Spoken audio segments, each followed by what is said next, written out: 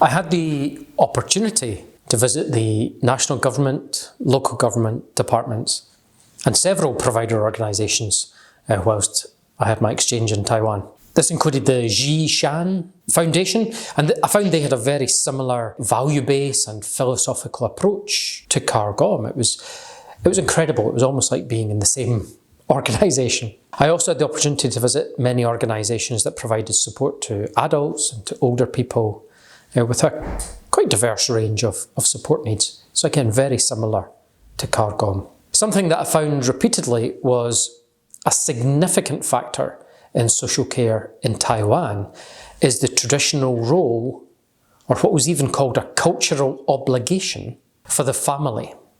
For the family to provide support to older parents, to children, or to siblings. The Eden Social Welfare Foundation told me that around 87% of older people that need support live in the family home, or in the others, the balance, mostly live in a care home.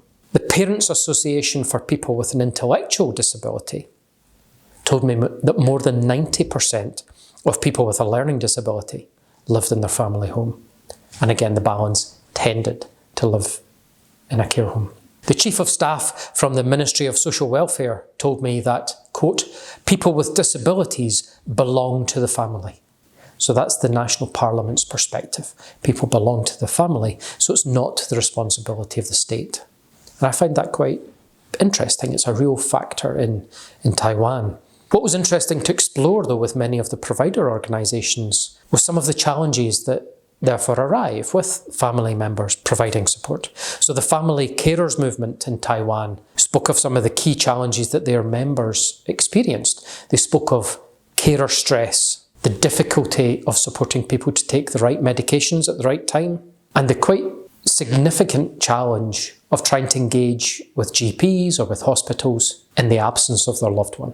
So the loved one had to be present, or the health sector just would not engage with families. The Parents Association for People with an Intellectual Disability, they also highlighted the challenge that many parents expect to have control over their child or loved one's affairs, almost regardless of any guardianship arrangements that may be in place.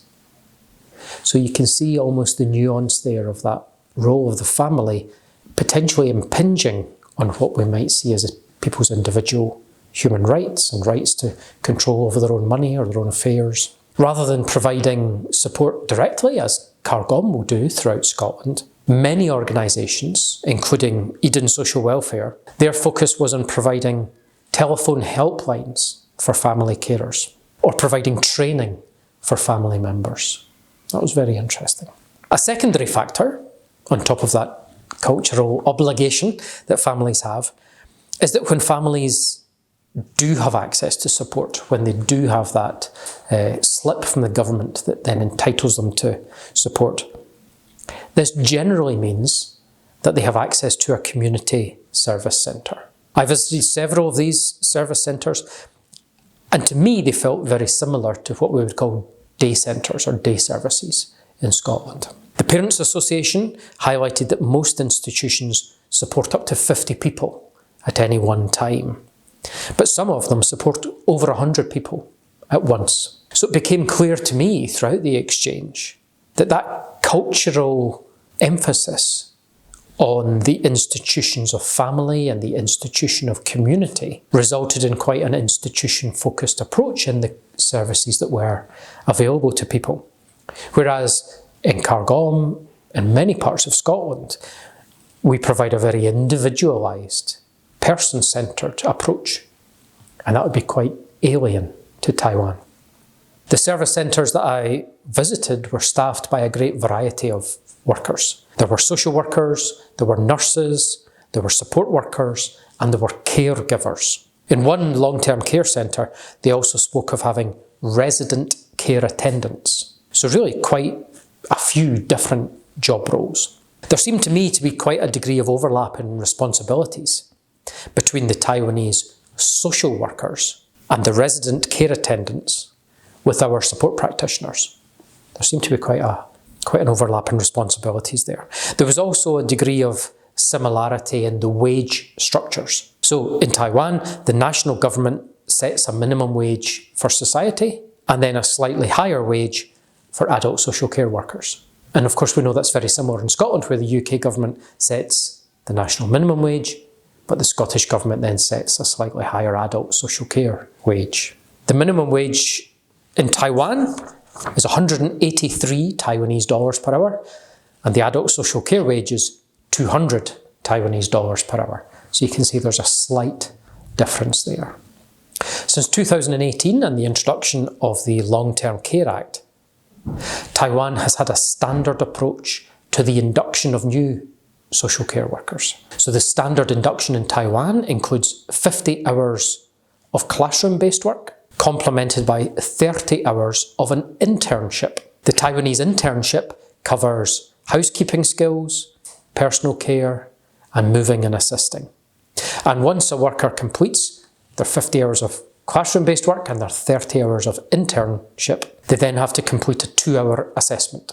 At the conclusion, if they pass, they'll be awarded a national registration certificate. Again, to me, there was great similarity here. I could see that this sounded very similar to the Kargom approach of a balance of in-person induction in courses, some LearnPro modules or online learning, some shadowing of a more experienced worker, and then registration with the SSSC. During my time in Taiwan, I was hosted by different families. In Taipei, my host was a social worker specialising in children that have experienced trauma. She was really very impressed when I explained the induction, the continual training, and the support to achieve a qualification that Kargom provides to all of its support practitioners. In Taiwan, she explained the focus is on quite a short induction with no further requirement on employers to support continued learning and development or indeed any qualification throughout someone's career. So she was very impressed with Kargom's approach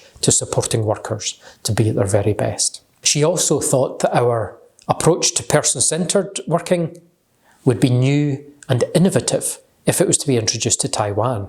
She thought it was perhaps just what Taiwan needed to have an even greater impact in people's lives. And she was very clear, if Kargom does start in Taiwan, she wants to be the first worker to come and work for us. I think that might partly have been because I also spoke about holiday entitlement. She was quite amazed at the holiday entitlement for Scottish workers. In Taiwan, it is very common for a new worker to be entitled to between 3 and 5 days of annual leave in a year. Can you imagine that?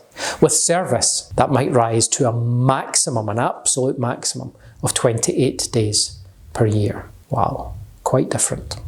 Overall, I found it really quite difficult in my short time in Taiwan to compare the workers that I met there with the workers that I know in Scotland.